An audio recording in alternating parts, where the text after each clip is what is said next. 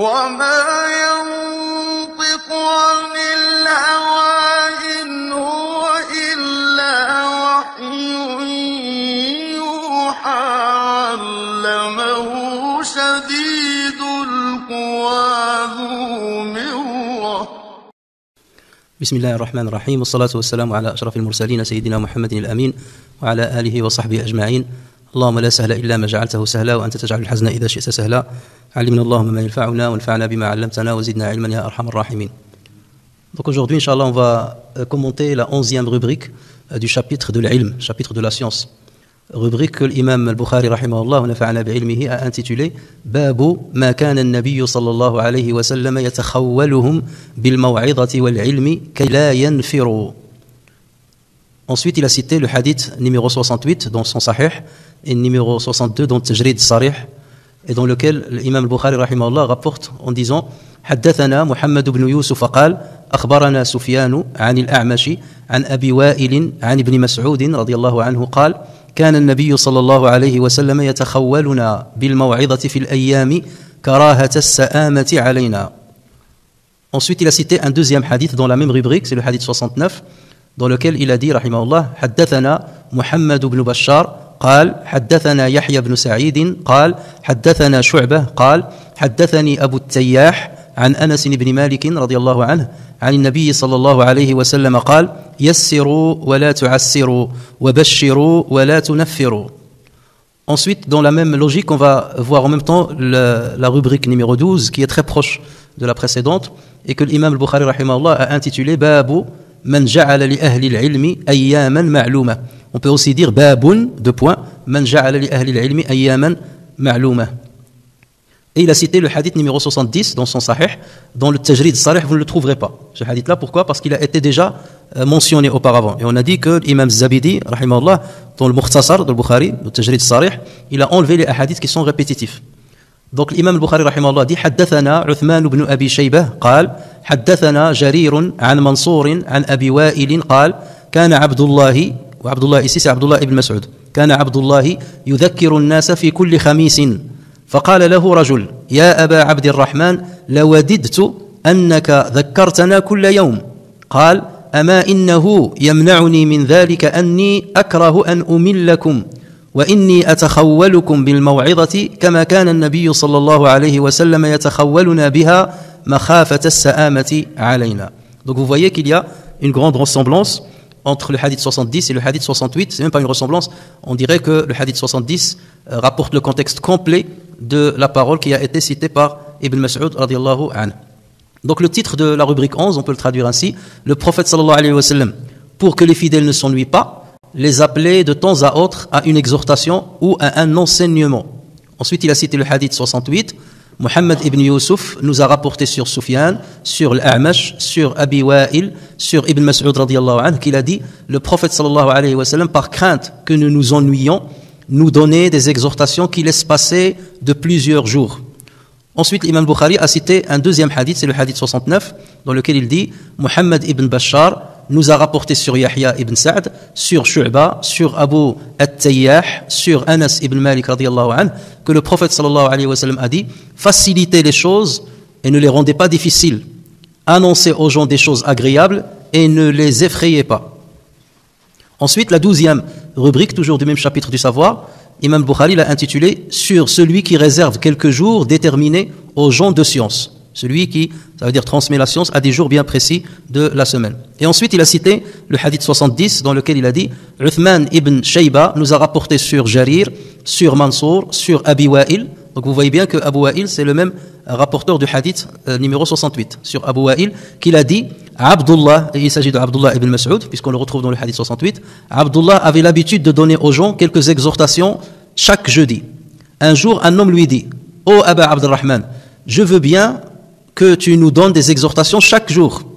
Il dit, ce qui m'empêche de le faire, c'est que je répugne que vous vous ennuyez.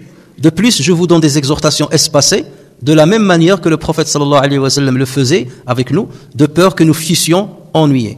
Donc vous voyez qu'entre les deux rubriques, il y a une ressemblance, sauf que dans la rubrique 12, il va apporter quelques éléments qu'il ne donne pas dans la rubrique précédente. Donc, le contexte général de ces deux rubriques, c'est que l'imam al-Bukhari, rahimahullah, après avoir parlé de l'importance de transmettre le savoir, de transmettre les ahadiths. Rappelez-vous, lorsque le prophète sallallahu alayhi wa sallam a dit فَرُبَّ مُبَلِّغٍ أَوْعَى مِنْ سَامِعٍ. Il se peut que celui qui reçoit un hadith ou une information ait plus de savoir que celui qui a entendu cette information directement du prophète sallallahu alayhi wa sallam. Et le prophète sallallahu alayhi wa sallam, par cela, il incitait à ce qu'on transmette ses paroles. Qu'est-ce qui risque d'arriver? Lorsqu'on va voir que le prophète sallallahu alayhi wa sallam enjoint les musulmans à transmettre ses paroles, à transmettre d'une manière générale la science, donc forcément quelqu'un qui aime le prophète, qui aime l'islam, va s'atteler à cette tâche-là. Et il va essayer de transmettre, soit par le biais des leçons, ou bien de cours, soit par le biais des exhortations, soit par le biais de la lecture du Coran, et ainsi de suite. Et le problème, c'est qu'il peut être tellement motivé qu'il risque de tomber dans l'exagération, et de sorte qu'il commence à donner des leçons tous les jours. Et donc ceci présente un risque, c'est que les gens qui vont écouter tous les jours risquent de s'ennuyer, ou bien de se lasser. Et donc c'est pour cela que l'imam Bukhari a mis cette rubrique-là, pour dire attention, à chaque chose, il y a une dose. Et lorsque tu dépasses la dose, donc c'est l'effet inverse qui va arriver, que celui qui est escompté. Donc c'est dans ce sens-là que l'imam Bukhari a mis en place cette rubrique, donc dans une logique de succession, comme vous le voyez. Il a alors donc cité deux hadiths, le hadith 68, dans lequel Abu Wa'il, et son vrai nom c'est Shaqiq ibn Salama, Abu Wa'il Shaqiq ibn Salama, rapporte sur Ibn Mas'ud la tradition du prophète sallallahu alayhi wa sallam dans l'espacement des exhortations et la raison pour laquelle le prophète sallallahu alayhi wa sallam le faisait. Pourquoi il espaçait les exhortations? Il ne le faisait pas souvent, il ne les donnait pas jour après jour, il les espaçait. C'est pour que les gens ne s'ennuient pas. Et ensuite, Imam Bukhari a cité un deuxième hadith. Donc le hadith là, il est explicite. Ensuite, il cite un deuxième hadith dans lequel le prophète sallallahu alayhi wa sallam conseille aux gens qui donnent des leçons, qui assurent des exhortations ou des cours de religion, de faciliter les choses et de les faire d'une manière agréable, plutôt que d'effrayer l'auditoire et de l'éloigner de la guidée de l'islam. Dans la rubrique numéro 12, donc celle qui vient après, l'imam Bukhari conseille à ce qu'on réserve un jour bien précis pour transmettre le savoir. Donc, dans la rubrique 11, il est en train de parler il faut espacer les exhortations et les enseignements. Dans la rubrique 12, il va dire, ça serait bien de fixer un jour bien précis dans la semaine. Et il va citer donc un hadith dans lequel il montre que Sayyidina Abdullah ibn Mas'ud, radiyallahu anhu, il assurait toujours une exhortation quel jour? Le jeudi. Donc, il vaut mieux spécifier un jour. Donc, il y a un intérêt à préciser un jour et ne pas espacer les exhortations d'une manière aléatoire. Un jour oui, 3 jours non, un jour. Donc un jour qui est connu de tout le monde, c'est mieux que de les espacer d'une manière aléatoire. Donc c'est ça le but de la 12e rubrique, c'est un complément de la 11e rubrique. Alors qui est Abu Wa'il, puisque c'est lui qu'on va retrouver dans le hadith 68 et dans le hadith 70. Abu Wa'il, donc de son vrai nom comme j'ai dit, Shaqiq ibn Salama al-Asadi. L'Asadi de la tribu de Banu Asad. La tribu, elle vivait à Najd. Najd, c'est une région qui se trouve au nord-est de l'Arabie. C'est là où existe aujourd'hui la capitale de l'Arabie Saoudite, Riyad. Donc c'est cette région-là où il y a Najd. Et c'est là où résidait cette tribu de Banu Asad. Et c'est la tribu à propos de laquelle Allah Azza wa Jal a révélé des versets. Dans Surat al-Hujurat, lorsqu'Allah Azza wa Jal a dit Yamunnuna alayka an aslamu qul la tamunnu alayya islamakum balillahu yamunnu alaykum an hadakum lil imani in kuntum sadiqin. Parce que eux, lorsqu'ils sont rentrés en islam, donc ils se targuaient un petit peu devant le prophète sallallahu alayhi wa sallam d'être rentrés dans l'islam, ils voulaient un certain privilège, alors que normalement il n'y a pas de quoi avoir une fierté, enfin il y a fierté et fierté. Normalement vous deviez être modeste et ne pas rappeler au prophète sallallahu alayhi wa sallam et nous sommes rentrés dans l'islam comme si tu étais redevable vis-à-vis de nous. Donc lui il faisait partie de cette tribu. Et d'ailleurs cette tribu-là, après la mort du prophète sallallahu alayhi wa sallam, elle a apostasié l'islam. Elle a apostasié l'islam. Et Shaqiq radiyallahu anhu faisait partie de ceux qui ont apostasié, mais il était très jeune. Il avait à peine une dizaine d'années, 10, 11 ans. Donc comme tout le monde a apostasié, bon, il était encore jeune. Mais après, bien entendu, ils sont revenus à l'islam. Et Shaqiq, radiyallahu anhu, lui aussi est revenu à l'islam. Hasuna islam. Donc lui, il est né la première année de l'Hijra. Lorsque le prophète sallallahu alayhi wa sallam a immigré de la Mecque à Médine, c'est cette année-là où il est né. Mais il n'a jamais rencontré le prophète sallallahu alayhi wa sallam en tant que musulman. Et il s'est converti très tôt, mais il n'a jamais rencontré le prophète sallallahu alayhi wa sallam. Donc on ne le considère pas comme un sahabi. Puisque les conditions sine qua non pour être considéré comme un sahabi, c'est qu'il faut être musulman et avoir rencontré le prophète sallallahu alayhi wa sallam ne serait-ce qu'une fois. Et non pas seulement être contemporain au prophète sallallahu alayhi wa sallam. Il faut l'avoir rencontré et être musulman. Si on s'est converti après la mort du prophète sallallahu alayhi wa sallam, bien qu'on l'ait vu auparavant, on n'est pas considéré comme un sahabi. D'accord ? Donc il faut être musulman du vivant du prophète sallallahu alayhi wa sallam et l'avoir croisé. Donc ce qui n'était pas le cas de Abu Wa'il. C'est pour cela qu'on le considère comme un tabi'i. même s'il est né pendant le vivant du prophète sallallahu alayhi wa sallam, mais a priori il s'est converti du vivant du prophète sallallahu alayhi wa sallam. Il a rapporté des hadiths de plusieurs compagnons du prophète sallallahu alayhi wa sallam, et il est mort, là, sur ce point-là tout le monde est d'accord, il est mort à Al-Koufa en l'an 82 de l'Hégire. Donc, Ibn Mas'ud, que dit-il dans ce hadith? Il dit, le prophète sallallahu alayhi wa sallam, par crainte que nous nous ennuyions, nous donnait des exhortations qui laissent passer de plusieurs jours. يتخولنا بالموعظة مخافة السآمة أو يتخولنا بالموعظة في الأيام كراهة السآمة علينا. Alors, il y a certains savants, tels que Abu Amr al-Shaybani. Abu Amr al-Shaybani, c'est un littéraire, من كبار اللغويين dans la langue arabe. Et lui, il est mort en l'an 206 de l'Hégire. Lui, il dit ce hadith-là, c'est pas comme ça qu'il faut le lire. يتخولنا بالموعظة. Plutôt, il faut le lire يتحولنا بالموعظة. يتحول. Et pour lui, non pas يتخول. Et pour lui, يتحول, ça vient de l'hal. L'ahwal, l'hal, singulier, et l'ahwal, ça veut dire les états des gens. Autrement dit, pour donc Abu Amr al-Shaybani, donc lui, il disait, ce que voulait dire Ibn Mas'ud radiyallahu anhu, c'est que le prophète sallallahu alayhi wa sallam nous donnait des exhortations selon l'état d'âme dans lequel nous étions, selon l'ahwal dans lequel nous sommes. Est-ce que nous sommes dans un hal de khawf, de peur, ou dans un hal de farah, ou un hal d'un malheur? Donc il choisissait quelque part les occasions pour nous donner une exhortation. Donc ce n'était pas des exhortations à l'emporte-pièce. Il profitait de certaines circonstances bien particulières pour donner l'exhortation. Donc c'est comme ça qu'a lu ce hadith-là Abu Amr. Mais les savants ils lui disent non. C'est vrai au niveau littéraire, ça serait bon de comprendre. Et même la signification est bonne. Ça se vaut, cette signification, cette interprétation. Mais le hadith, au niveau de la chaîne de transmission, ce qui est valide, c'est yatakhawwaluna. C'est ce que tout le monde a rapporté. Et non pas yatahawwaluna.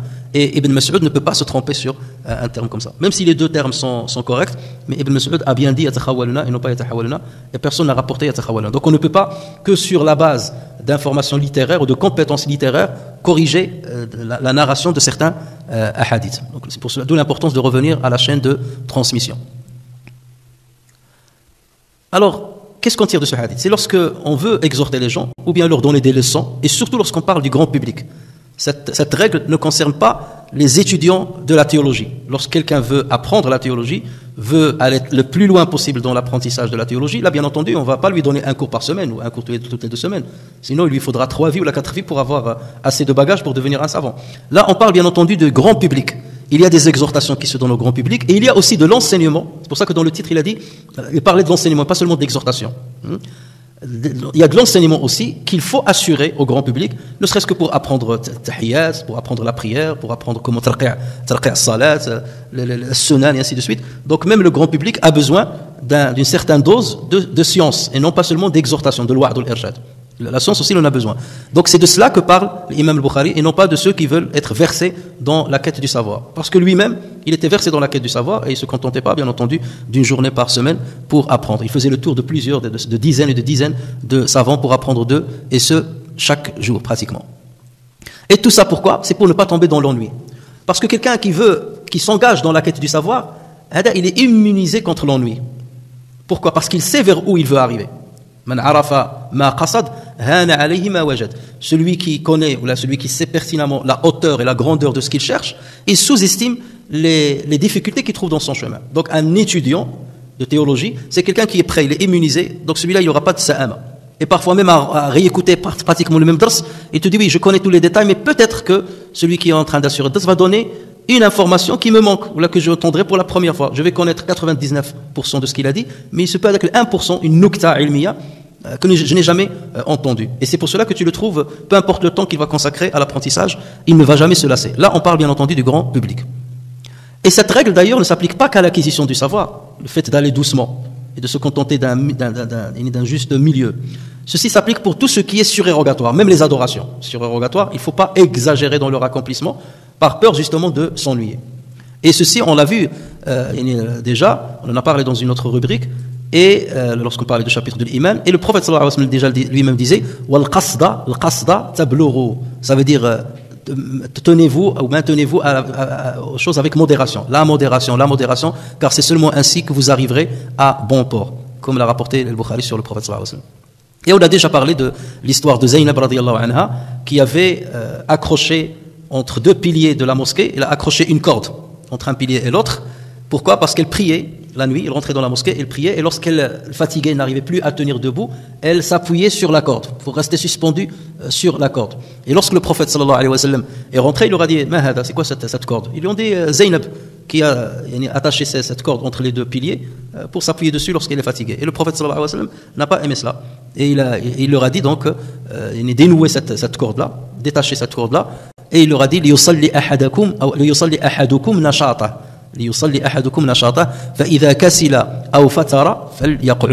Que l'un de vous prie tant qu'il a de la force, et dès qu'il est gagné par la fatigue, qu'il s'assoie. Parce que après, si tu commences à faire la prière avec lassitude, ou là en bâillant, ou là tes yeux sont fermés, ce n'est plus une prière. Ce n'est plus une prière. La qualité aussi est recherchée, notamment dans les actes surérogatoires. Lorsque c'est un acte obligatoire, à la limite, même si tu es mort vivant, et tu dois accomplir ton Aïcha, tu dois accomplir ton Aïcha. Mais lorsqu'il s'agit de quelque chose de surérogatoire, il faut le faire de manière volontiers et avoir de la force et de la concentration. Et donc le prophète sallallahu alayhi wa sallam, de cette manière-là, on comprend que le prophète sallallahu alayhi wa sallam aime à ce qu'on adhère à la religion, à la pratique de la religion et à l'acquisition du savoir relatif à la religion d'une manière avenante. Et non pas avec lassitude, d'une manière avenante. Et c'est pour cela qu'il était regardant aussi bien sur le contenant que sur le contenu. Il y a le contenu, c'est important, mais il y a aussi le contenant, la manière, la méthodologie. Ça, c'est quelque chose qui est très important dans l'acquisition du savoir. Voilà pourquoi il donnait ces conseils-là. Et c'est pour cela, d'ailleurs, que le prophète sallallahu alayhi wa sallam a dit, et c'est pour ça que l'imam Bukhari, parce que vous allez voir pourquoi il a cité le deuxième hadith, yassiru wa la tu'assiru, bashiru wa la tunafiru, avec un hadith où il dit, parce que taysir, le fait d'espacer les exhortations dans le temps, fait partie de taysir. D'accord? Et en même temps, l'imam Bukhari a ramené ce hadith-là pour dire, même dans ces exhortations-là, utilisez une bonne méthodologie, qui est celle de l'bishara, et non pas le nidara toujours, celle d'annoncer les bonnes annonces. Donc c'est pour cela que l'imam al-Bukhari a rapporté ce hadith dans lequel le prophète sallallahu alayhi wa sallam a dit facilitez les choses et ne les rendez pas difficiles, annoncez aux gens les choses agréables et ne les effrayez pas. Et d'ailleurs ce conseil-là, on le retrouve dans une autre version d'un autre hadith, c'est le même conseil qu'il a prodigué à Mu'adh ibn Jabal et à Ibn Mas'ud lorsqu'il les a envoyés comme émissaires au Yémen pour qu'ils transmettent l'enseignement islamique. Donc il leur a dit yassira wa la tu'assira, bashira wa la tunaffira, tatawa'a wa la takhtalifa. Là, une petite nukta ilmiya dans ce hadith-là, et qui va vous montrer l'éloquence du prophète sallallahu alayhi wa sallam. Regardez, il a dit yassiru wa la tu'assiru, bashiru wa la tunafiru. Il cite une chose, il incite à une chose, et il interdit son contraire. On sait que le balagha, l'éloquence, c'est qu'il faut résumer. D'accord? Et cette parole-là, si on voulait est-ce qu'on peut la résumer encore plus?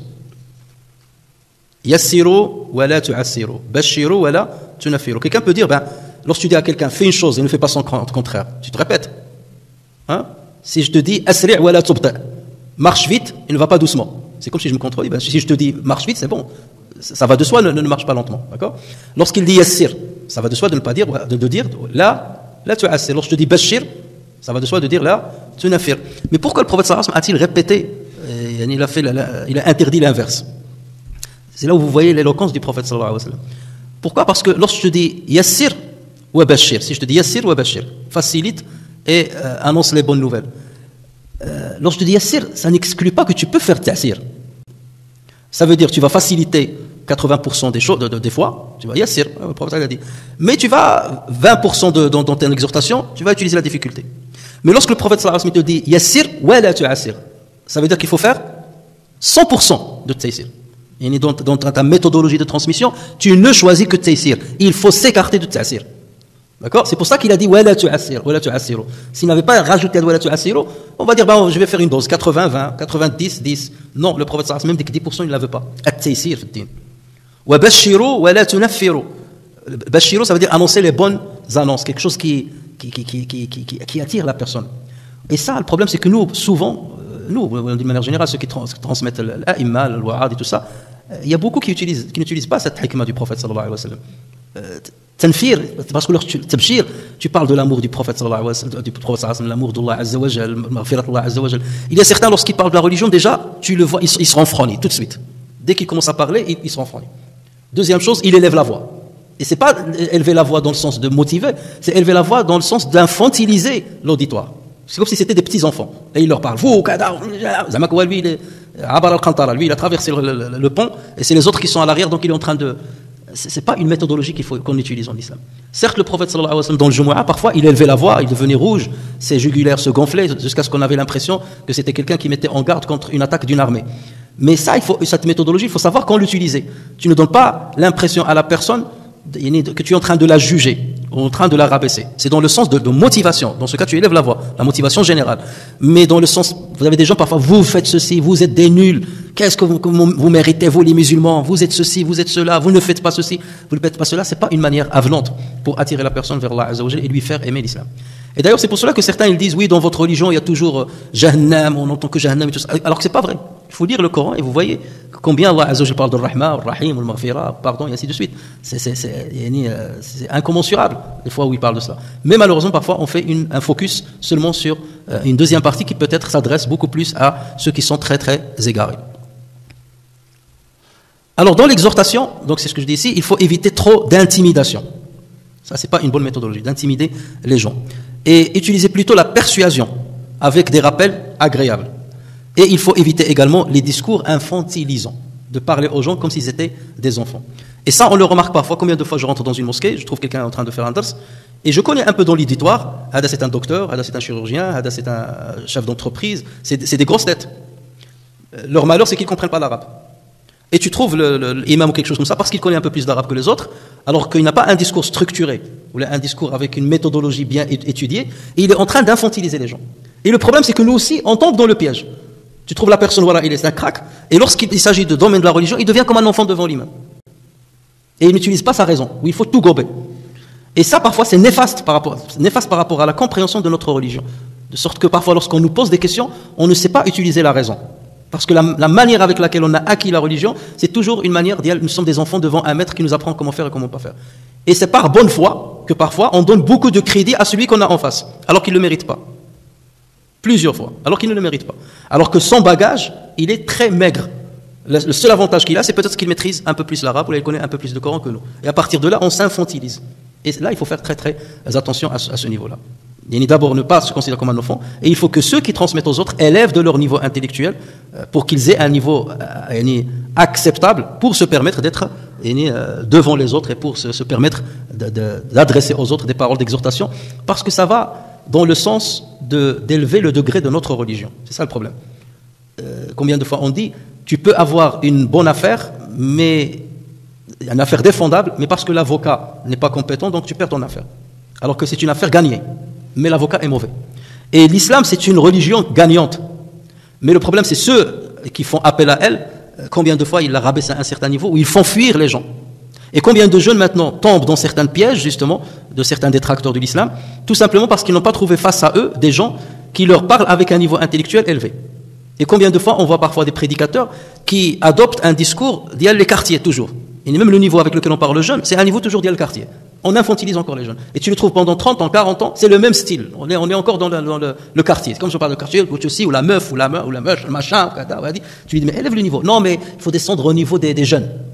Mais non, on a besoin d'élever le niveau des jeunes, non pas descendre à leur niveau. Élève le niveau pour qu'eux sachent que cette religion, c'est une religion d'intellect et d'intellectuel. Et pour qu'eux aussi, ils adoptent un discours et une écoute qui est à la hauteur, et non pas descendre trop vers leur niveau. Et ça, c'est un piège dans lequel, malheureusement, beaucoup tombent. Dans l'enseignement des sciences religieuses, et là surtout lorsqu'on parle des sciences religieuses, on parle de choses un peu techniques. Là, il faut respecter la progression. Et savoir, lorsqu'on veut enseigner la religion, c'est comme tfrish, préparer la base. Et la base, d'abord, on commence toujours par l'éthique et la moralité. C'est la base des bases. Parce que combien de fois on transmet les informations techniques, mais la personne n'a pas une base morale importante. Et c'est pour cela que vous voyez certains qui tombent dans des péchés extraordinaires. Autant le bagage, il est comme ça, autant la moralité ou l'éthique, elle est très très basse. Et ils tombent dans des égarements qui les ramènent à des niveaux beaucoup plus bas que les pires de ceux qui ont dévié de la voie d'Allah Azza wa Jalla. Et regardez l'imam Malik rahimahullah, il disait, lorsque j'étais petit, ma mère me mettait le turban sur la tête et elle me disait, va chez Rabi'a. Rabi'a, c'est le maître de l'imam Malik rahimahullah, va chez Rabi'a et apprends de lui sa morale avant d'apprendre sa science. Donc dans la transmission du savoir, ça rentre dedans. Il y a une progression à respecter. Et combien de jeunes, parfois, ils viennent chez moi, ils me disent, oui, j'ai étudié l'Aqidah, et pourquoi l'Asha'ira, ils ont fait, ou pourquoi Certains pensent que l'aqida, étudier l'aqida, c'est étudier l'asha'ira, qu'est-ce qu'ils ont dit, étudier al-hadith, qu'est-ce qu'ils ont dit, étudier le mu'tazila, ce qu'ils ont dit, étudier le murji'a, qu'est-ce qu'ils ont dit, tout ça. On rentre dans la divergence entre les écoles religieuses sur certains côtés du dogme, plutôt que de donner déjà le dogme lui-même. Au lieu d'enseigner le dogme d'abord, pour que la personne qui vient de découvrir l'islam sache qui est Dieu, la grandeur de Dieu, ou les noms et les attributs de Dieu, on commence seulement à lui parler tout de suite des divergences, fais attention de celui-là, mise en garde contre celui-là, et ainsi de suite. Pour lui, c'est ça l'aqida. L'aqida commence par... Et d'ailleurs, il te dit, j'ai fait 4-5 cours de l'aqida, mise en garde contre. C'est ça l'aqida. Et jamais le prophète sallallahu alayhi wa sallam a enseigné l'islam de cette manière-là. Jamais. Et c'est pour ça qu'il faut faire très attention. Même lorsqu'on parle de ilm al-aqida, c'est beaucoup de cheminement avant de parvenir à cette thématique qui est celle d'étudier les divergences entre les uns et les autres. Avant de commencer à enseigner ça, il faut enseigner la base, l'amour d'Allah Azza wa Jal, l'amour de la pratique religieuse, l'amour de la mosquée, l'amour des gens, l'amour des musulmans, le respect des musulmans, la fraternité avec les musulmans. C'est par là qu'on commence, avant de commencer à rentrer dans la technicité de certaines sciences.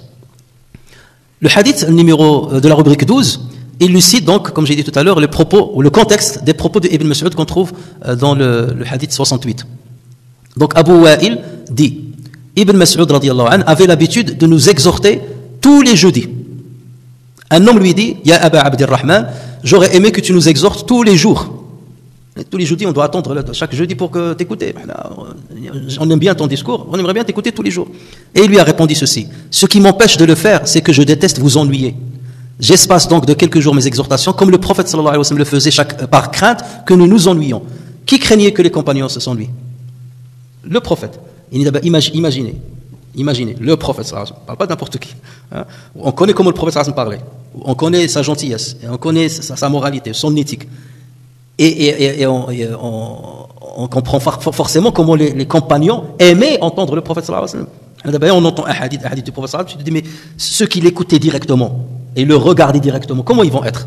Forcément, ils vont attendre avec impatience qu'il leur parle. Et malgré cela, il avait peur qu'il s'ennuie de lui, de son discours.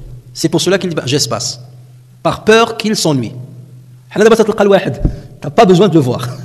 À peine il parle, tu n'as pas besoin de le voir. Ou il s'impose pour que tu l'écoutes. Tu rentres pour faire une prière de dhuhr ou quelque chose comme ça, il te bloque. On va faire l'adhan, mais attendez, avant la prière, on va faire un dars. Et il te prend dans le dars pendant 1 heure, toi tu t'es pressé. Je veux partir. Non, tu dois m'écouter malgré moi, malgré toi. Et là, le prophète sallallahu alayhi wa sallam, et malgré cela, il avait peur qu'il s'ennuie. S'il s'ennuie, il va leur faire ennuyer la religion. C'est ça le problème. Parce que lorsqu'il donne le discours, il ne le donne pas pour lui-même, ou pour montrer son éloquence, ou bien pour qu'il aime en tant qu'enseignant. Lui, son rôle, c'est que je suis en train de vous désigner Dieu, de vous désigner la voie de Dieu, les moyens qui vont vous mener vers Dieu. Donc ces moyens-là, je vais essayer de vous faire attacher à ces moyens-là, et non pas à moi-même. Vous attachez déjà à ces moyens-là. Et je ne veux pas qu'à cause de moi, vous vous ennuyiez de ce qui est religieux, ou d'une parole prophétique, ou d'un verset coranique, ou d'une lecture du Coran, ou bien d'une parole religieuse d'une manière générale. Qu'est-ce qu'on tire de ce hadith-là? Qu'est-ce qu'on comprend de ce hadith? Quelques enseignements de ce hadith. Regardez, l'homme qui est venu chez Ibn Mas'ud, qu'est-ce qu'il lui a dit? Ya Aba Abdirrahman. Donc ça, c'est la première chose qu'on tire, c'est que lorsqu'on veut appeler quelqu'un ou lui parler, il faut toujours choisir le surnom qui lui plaît. À l'époque, Al-Kunya, Abu Fulan, c'est ce que les Arabes aimaient auparavant. Donc on l'utilisait énormément. On n'appelait pas les gens par leur nom direct ou leur prénom, donc on l'appelait toujours par leur surnom, parce que c'est ce qu'ils aimaient à l'époque. Bon, à notre époque, certains ils ont voulu calquer les us et les coutumes d'autrefois à notre époque. Parfois ça ne marche pas. Là, on a même dans nos coutumes, parfois on appelle quelqu'un qui est plus âgé que nous, le hajj un tel. Vous allez en Algérie par exemple, même le professeur qui enseigne l'arabe, comment on l'appelle? Cheikh. Même l'enseignement de l'arabe, l'instituteur, on l'appelle cheikh. Oui, dans d'autres pays, on va pas dire ça. Cheikh, parfois, ça a une connotation complètement négative. C'est celui qui prend le kamanja, et ainsi de suite. Donc là, il faut adopter les coutumes et les us du pays dans lequel nous sommes. Mais chacun, on l'appelle avec un surnom, ou bien avec le titre qui montre le respect. Un homme qui est plus âgé que toi, tu l'appelles Ammi, ou l'Hajj, un tel. Donc le Hajj n'a plus une connotation religieuse, que tu as accompli le pèlerinage, c'est pas dans ce sens-là, c'est dans le sens du respect, parce que ceci, bien entendu, ça va lui il va aimer que tu l'appelles de cette manière-là. Mais lorsque tu vois quelqu'un qui a une certaine stature, ou un certain niveau intellectuel, comme tu viens chez lui, Abdelkader, je veux Hamid, ça se fait pas. On respecte l'âge de la personne, le savoir de la personne, le statut de la personne, la différence qu'on peut avoir avec la personne au niveau de l'âge ou au niveau d'autres choses, et ça c'est très important. Donc vous voyez que Ibn Mas'ud ici, l'homme lui a dit Ya Aba Abdi Ar-Rahman. Ce hadith montre qu'il n'y a pas de mal à ce qu'on fixe un jour bien déterminé pour assurer une exhortation ou bien une leçon. Certains ont dit que peut-être que Ibn Mas'ud a choisi le jeudi parce que le prophète sallallahu alayhi wa sallam lui-même avait choisi le jeudi. Mais la majorité des savants, ils disent non, on n'a pas de preuve que le prophète sallallahu alayhi wa sallam choisissait toujours le même jour, jeudi. Sinon, on l'aurait su par un autre hadith. Autrement dit, qui a choisi ce jour-là? C'est Ibn Mas'ud lui-même. C'est lui, par son propre effort, c'est par son propre ijtihad, a choisi le jour du jeudi pour donner un dars. Est-ce que ceci, on peut le considérer comme une bid'a? Tout dépend de la définition de bid'a. Si le bid'a, c'est de dire tout ce que le prophète sallallahu alayhi wa sallam n'a pas fait, c'est une bid'a. Le prophète sallallahu alayhi wa sallam n'a jamais réservé le jeudi pour donner des exhortations. D'accord? Il n'a jamais fait.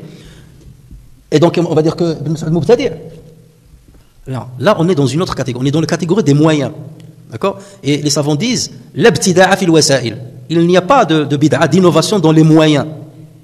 Lorsque tu changes la prière elle-même, là tu es dans le bid'a. D'accord? Mais lorsque tu changes dans le moyen, je vous parle avec un micro.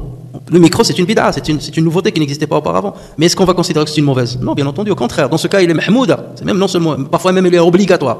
Et il en est de même dans plusieurs choses qu'on est en train de faire. On vous expose sur un écran pour qu'il y ait une interaction et tout ça, ce sont des bid'a dans le wasa'il et non pas dans les objectifs. Et c'est pour ça que les savants disent al-ibadatu la bid'ata fi wasa'il al-ibada. Il n'y a pas d'innovation dans les moyens de l'ibada. C'est exactement comme le fait de prendre un chapelet pour tasbih. Il y a eu beaucoup de polémiques là-dessus, c'est une bid'a et tout ça. Non, ça c'est un moyen pour que tu puisses accomplir 100 fois de tasbih, ou 70 fois, 70 fois, ou quelque chose comme ça. Et parfois, le tasbih, il te fait rappeler le fait qu'il serait bien de faire tasbih. D'accord? Puisque tu le tiens dans ta main, ou tu mets ta main dans la poche et tu le trouves, alors que tu avais la tête ailleurs. Ah ben oui, j'ai oublié de... Donc, dans ce cas, au contraire, ça peut être même quelque chose qui est souhaitable. Et donc, dans ce cas-là, on ne peut pas parler de bid'a dans ce contexte-là. Comme Sayyidina Ibn Mas'ud a choisi le jour du jeudi. Et comme j'ai dit tout à l'heure, il faut aussi éviter de choisir un moment où on force les gens à rester pour écouter. Vous voyez, on aurait pu faire ce dars-là, faire l'adhan à 19h30 et faire le dars. C'est dire aux gens, vous devez attendre, Inch'Allah, que le dars se termine pour faire la prière. Vous allez rester. Mais pour d'autres personnes, peut-être ça ne les intéressait pas de rester. Il est occupé, ça ne l'intéresse pas du tout. Donc pourquoi on va forcer la personne à rester malgré elle? Et pour donner justement de la valeur, il faut le donner à celui qui le cherche et celui qui accepte de le prendre. Tu ne dois pas l'imposer à une personne au point de l'ennuyer, au point qu'il le rejette malgré lui. Et ça, c'est une méthode qui n'est pas acceptable. Et ni de venir de confisquer les gens, de les prendre comme otages parce qu'ils sont rentrés dans la mosquée pour faire la prière. Et toi, tu t'imposes pour leur faire une exhortation, tu dis tu leur imposes de rester. Et donc, ils restent confisqués. Je veux partir, ça ne se fait pas de sortir de la mosquée. Et je veux rester et il va me confisquer une demi-heure, une heure, 2 heures. Donc autant le faire à un moment où la personne peut rester comme elle peut partir. Lui laisser le choix de participer ou de ne pas participer. Il faut qu'il le fasse de son plein gré et non pas contre son gré. Et regardez Ibn Mas'ud, bien qu'il ait été apprécié, ses exhortations ont été appréciées, malgré ça, il a adopté la même attitude que le prophète sallallahu alayhi wa sallam. Voilà, le prophète sallallahu alayhi wa sallam le faisait, moi aussi j'ai appris donc qu'il ne faut pas s'imposer aux gens, il ne faut pas coûte donner un dars, sauf si les gens parfois, tu viens dans une assise, tu viens pour rendre visite à quelqu'un, et inna alhamdulillahi nahmadu, qui t'a dit de parler? Qui t'a dit de parler? Laisse les gens déjà t'appeler, au moins que tu sois aziz, les gens t'ont sollicité, dans ce cas oui, mais n'impose pas, ne t'impose pas dans ce genre de situation. Et c'est pour ça qu'on dit mazada ala haddihi inqalaba ila diddih. Tout ce qui dépasse les limites bascule vers son contraire. Ensuite, on va rapidement passer en revue la 13e rubrique dans laquelle l'imam Bukhari a intitulé Babu man yuridillahu bihi khayran yufaqqihhu fi ad-din. Ensuite, il a cité le hadith 71.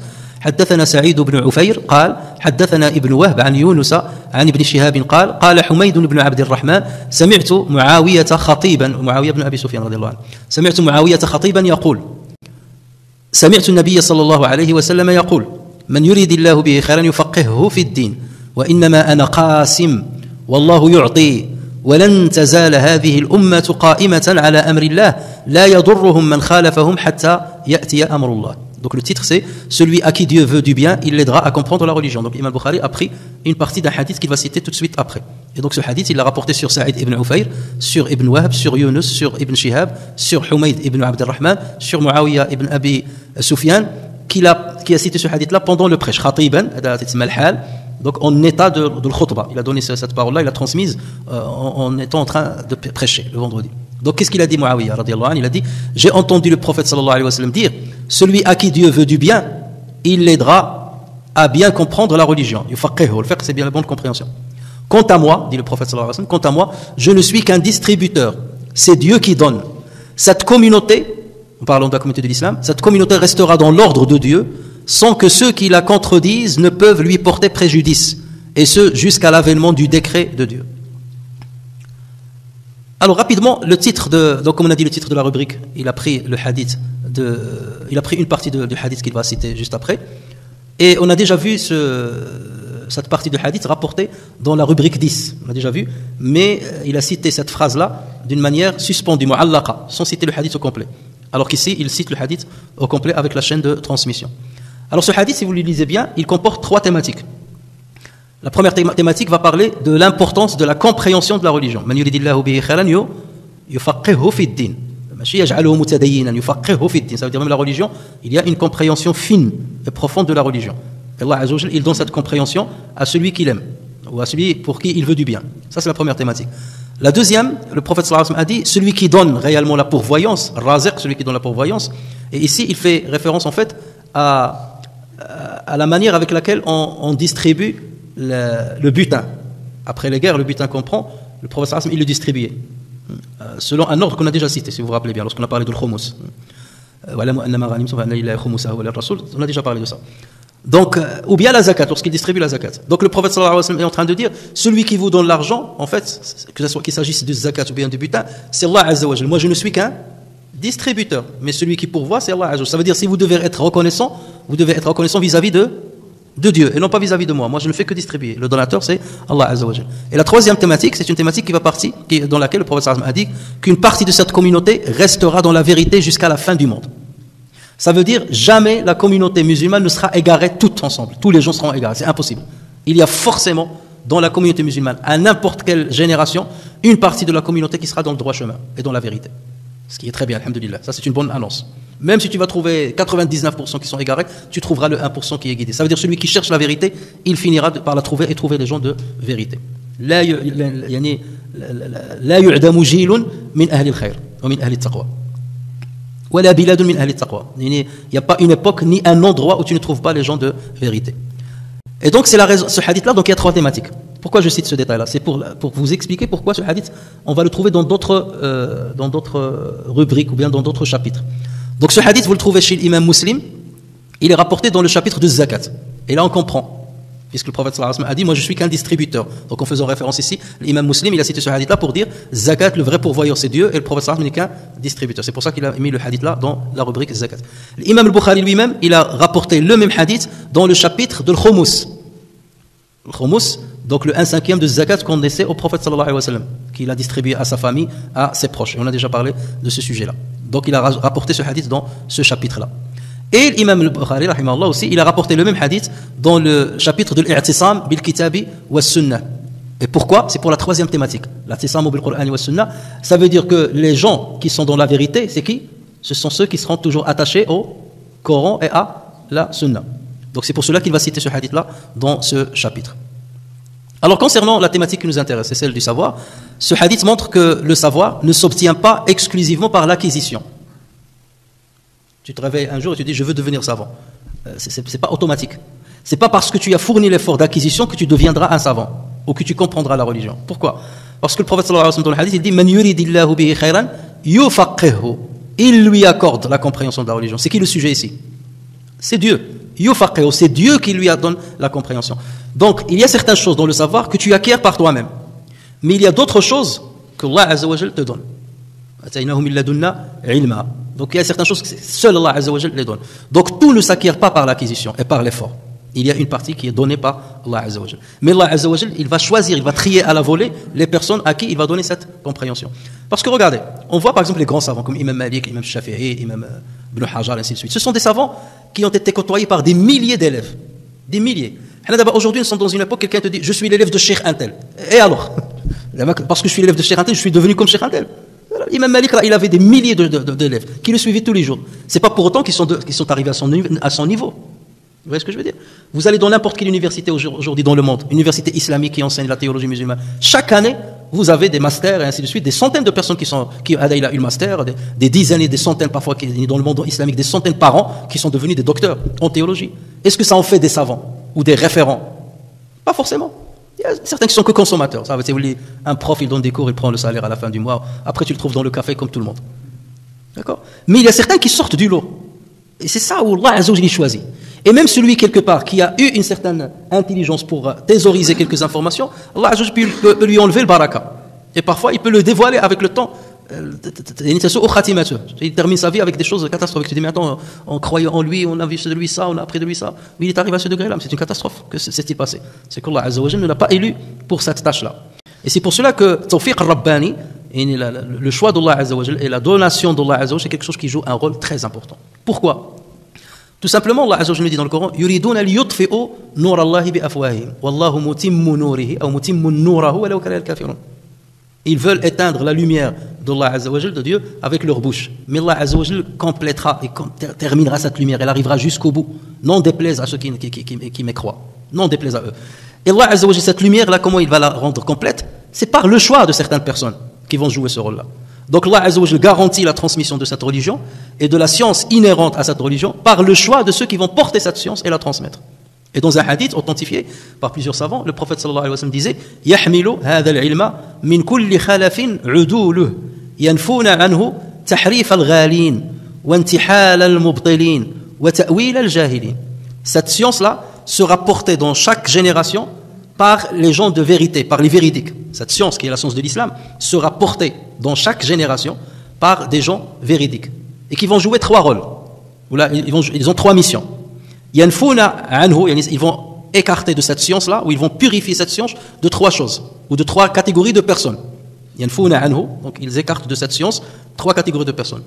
Tahrifa, ou d'attitude. Tahrifa al-ghalin, donc le dévoiement des extrémistes. Ils dévoient le texte.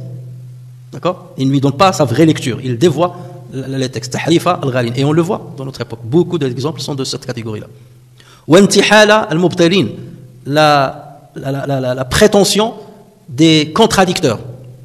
Il va prétendre certaines choses. Moi je sais ça, vous connaissez pas ça. C'est plutôt comme ça qu'il faut faire, c'est plutôt ceci. Vous avez justement des prétentieux qui apparaissent dans chaque génération et qui s'attellent justement à soi-disant parler de la science ou à transmettre une fausse science, et ça fait tomber les gens dans le piège. Et la troisième catégorie de gens, ce sont wa ta'wila al-jahilin, l'interprétation des ignorants. Il est ignorant et il interprète la religion d'une manière catastrophique. Et le pire, c'est qu'il est ignorant et il ignore qu'il est ignorant. Alors que lorsqu'on sait qu'on est ignorant, on apprend. Ou là, au moins, on reste humble. Le pire, c'est d'être ignorant et ignorer qu'on est ignorant. Ça, c'est la pire des situations. C'est pour ça qu'un savant disait, il y a les gens sont plusieurs catégories. Il y a le savant et il ne sait pas qu'il est savant. Et il y a le savant et il sait qu'il est savant. Et il y a l'ignorant et il sait qu'il est ignorant, et il y a l'ignorant qui ne sait pas qu'il est ignorant. C'est quatre catégories. D'accord? Donc, avec qui est savant et qui sait qu'il est savant, on le suit et tout ça, il n'y a pas de problème. Il faut seulement qu'il se préserve. Ou il est savant, mais il ne sait pas qu'il est savant, donc il faut le mettre en. On a besoin de toi, là, mais tu trouves il est modeste et tout, mais non, là, on peut apprendre beaucoup de toi. Et il y a l'ignorant qui sait qu'il est ignorant, celui-là, il faut lui enseigner. Et il y a l'ignorant qui ignore qu'il est ignorant, alors celui-là, il faut s'en préserver. Tu ne peux rien lui faire. Voilà. D'accord? Donc, Allah Azza wa Jal, lorsque le prophète a dit cette science sera portée dans chaque génération par les plus justes, c'est Allah Azza wa Jal qui fait de sorte que ces justes existent dans chaque génération. Et c'est à eux que le savoir va se transmettre. Le savoir authentique. Donc le savoir authentique continuera d'exister, même s'il y a du parasitage. Et dans chaque époque, il y aura des parasites. Et aujourd'hui, on professionnalise les parasites, on forme les parasites dans des universités. On leur donne des moyens. Et ces moyens-là, on les adapte par rapport aux époques, par rapport à la psychologie de ceux à qui on s'adresse. Donc ça, il y en aura toujours, il ne faut pas avoir peur. Mais parce qu'on sait que pertinemment, il y aura des gens qui vont tamiser cette transmission-là et qui vont corriger le tir. Ces gens-là, qui sont ces gens-là dans lesquels parle le prophète sallallahu alayhi wa sallam dans la troisième thématique de le hadith-là? L'imam al-Bukhari et d'autres savants disent ce sont les spécialistes du hadith, les gens qui protègent la religion jusqu'à la fin des temps. Ils disent c'est al-hadith. Ou en général, les savants, les spécialistes du hadith, ils disent c'est al-hadith, c'est nous. Et c'est là où chacun va être fier de la catégorie à laquelle il appartient. Al-Bukhari fait partie de ceux qui disent al-hadith. Et al-hadith, il dit c'est al-hadith. Et même l'imam Ahmed ibn Hanbal, parce qu'il fait partie de al-hadith, et il fait partie en même temps de al-fiqh, mais beaucoup plus de al-hadith que de al-fiqh, il disait il lam yakunu min ahli ou ahl al-hadith fala adri man hum. Si cette catégorie dont parle le prophète sallallahu alayhi wa sallam dans ce hadith n'est pas la catégorie de al-hadith, je ne sais pas qui ça peut être d'autre. Et ça, cette parole-là, on ne peut pas l'accepter. De dire que al-hadith, c'est eux par lesquels Allah protège la religion, non. Imam Nawawi, il dit une parole plus belle. Il dit qu'il s'agit de plusieurs catégories de croyants, grâce auxquelles Allah Azza wa Jalla maintient la religion. Et lui, il a dit plusieurs catégories de croyants, pas forcément de savants, de croyants. Et parmi ceux-là, donc il y a celui, le Mujahid fi sabilillah, donc qui lutte dans le sentier de Dieu pour préserver la religion, préserver la justice et tout. Il y a le faqih, donc le jurisconsulte. Il y a le muhaddith, ça peut être un muhaddith. Il y a l'ascète, quelqu'un, l'ascète parce qu'il devient un modèle pour beaucoup d'autres personnes qui sont noyées dans le domaine mondain. Et donc par son ascétisme, il attire les gens vers une piété qu'ils auraient perdu s'ils ne l'ont pas vu devant eux. Il y a un prêcheur, celui qui prêche la bonne parole, et l'imam Nawawi dit ensuite, et ils ne doivent pas être présents dans un seul endroit. Il y a des gens là, ils peuvent être dispersés dans plusieurs endroits. Et ils ne doivent pas être dans la même époque. Certains les appellent mujdidoun, c'est-à-dire les rénovateurs, ceux qui rénovent la religion une fois par siècle. Et plusieurs savants parlent de ça. Est-ce que c'est une personne? Au départ, on pensait que c'est, on voit chaque siècle une personne qui va rénover la religion, et d'autres savants ont dit non, c'est plutôt une catégorie de personnes. Et pas forcément une. Et pas forcément de la même catégorie. Ça peut être de différentes catégories, et c'est ça qui est le plus probant et le plus acceptable. Ce hadith nous montre aussi qu'un croyant qui n'a pas acquis une partie du savoir relatif à la religion a été démuni d'un grand bien. Parce que le prophète sallallahu alayhi wa sallam a dit Man yuridillahu bihi khayran, celui pour qui Dieu veut du bien et il lui donne la bonne compréhension de religion. Donc mafhoum al-mukhalafa, ce qu'on appelle mafhoum al-mukhalafa, celui à qui Allah Azza wa Jalla n'a pas donné une compréhension de la religion, c'est que Allah Azza wa Jalla ne veut pas du bien de lui. Et rien que ce hadith-là doit pousser n'importe quel musulman normalement qui se respecte à aller en quête du savoir, ou d'une partie du savoir, parce que l'ilm yuba'ad, pour dire je veux au moins faire partie de ceux à qui Allah Azza wa Jalla a voulu du bien. Et si je suis vide dans ma tête, je suis une tombe au niveau des connaissances religieuses, je suis comme un cimetière, c'est que je ne suis pas partie de cette catégorie. Et je termine seulement par la lecture d'un hadith qu'on a déjà vu, pour que la prochaine fois on passe à la rubrique 15. Donc la rubrique 14, Imam Bukhari l'a intitulé Babu al-Fahmi fi al-ilm. حدثنا علي حدثنا سفيان قال لي ابن أبي نجيح عن مجاهد قال صحبت ابن عمر إلى المدينة فلم أسمعه يحدث عن رسول الله صلى الله عليه وسلم إلا حديثا واحدا قال كنا عند النبي صلى الله عليه وسلم فأتي بجمار فقال إن من الشجر شجرة مثلها كمثل المسلم أو شجرة مثلها كمثل المسلم فأردت أن أقول هي النخلة فإذا أنا أصغر القوم فسكت قال النبي صلى الله عليه وسلم هي النخلة. Donc la rubrique c'est sur la compréhension se rapportant à la science. La compréhension se rapportant à la science. Et il veut nous donner un exemple de cette compréhension fine. Et il va citer le hadith qu'on a déjà expliqué. Et d'ailleurs à l'époque on a cité toutes les variantes de ce hadith-là, les versions de ce hadith-là qui ont été mentionnées dans le Sahih al-Bukhari et parmi lesquelles celle-ci j'en ai parlé déjà à l'époque. Donc il rapporte sur Ali, sur Sufyan, sur Abi Najih, sur Mujahid qu'il a dit j'ai accompagné Ibn Omar dans un voyage vers Médine, je ne l'ai pas entendu rapporter un hadith sur le prophète sallallahu alayhi wa sallam, si ce n'est un seul hadith. Il nous a dit, ou là il nous dit, nous étions chez le messager de Dieu quand on lui a rapporté un cœur de palmier, ce qu'on appelle al-Jummar, on a déjà parlé de ça, de ses vertus au niveau de la santé. C'est alors qu'il a dit parmi les arbres il y en a un qui ressemble aux musulmans. Je voulais répondre, donc ce qui parle ici, Ibn Omar, il a dit je voulais répondre qu'il s'agissait du palmier. Comment il a su que c'était le palmier, Ibn Omar? Parce que dans l'autre version, qu'est-ce qu'il a dit? Il a dit les gens ils ont commencé à citer tous les noms des arbres, des déserts, ainsi de suite. Mais lui, Ibn Omar, pourquoi il a dit c'est le palmier? Parce qu'on a ramené au prophète sallallahu alayhi wa sallam le Jummar, le cœur du palmier. Donc il a dit qui est-ce qui a poussé le prophète sallallahu alayhi wa sallam à poser cette question? C'est parce que le Jummar est entre ses mains. Donc le prophète sallallahu alayhi wa sallam, parce qu'il a tenu le Jummar entre les mains, il a pensé à une sagesse. Et donc vous voyez, Ibn Omar il est intelligent, il a dit il était en train de penser à Nakhla. Donc vous voyez la dextérité alors qu'il était un enfant. Et il y avait Abu Bakr Siddiq, on a déjà cité ça. Il y avait Abu Bakr Siddiq, il y avait Omar ibn Khattab dans l'assise. C'est en sortant qu'il a dit à son père, Ibn Omar, il a dit à son père, je voulais dire Nakhla, j'ai pas osé. Et Omar, qu'est-ce qu'il lui a dit? Si tu l'avais dit, j'aurais été l'homme le plus heureux sur terre. Pourquoi tu l'as pas dit? Il l'a pas dit. Alors on a dit c'est par. Vous avez oublié. Soit par pudeur, je ne vais pas parler devant les grands, ou par respect aux grands. Si je parle, on va sous-estimer Abu Bakr, on va sous-estimer Omar qui n'a pas trouvé la réponse.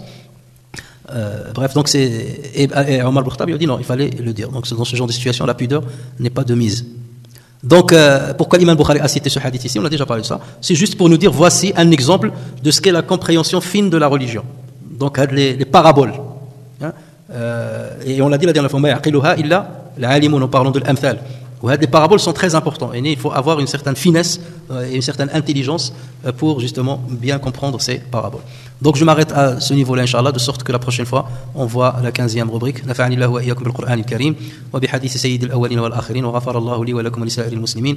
Subhanakallahumma wa bihamdika nashhadu an la ilaha illa anta astaghfiruka wa atubu ilayk. Subhana rabbika rabbil izzati amma yasifun wa salamun 'alal mursalin walhamdulillahi rabbil alamin.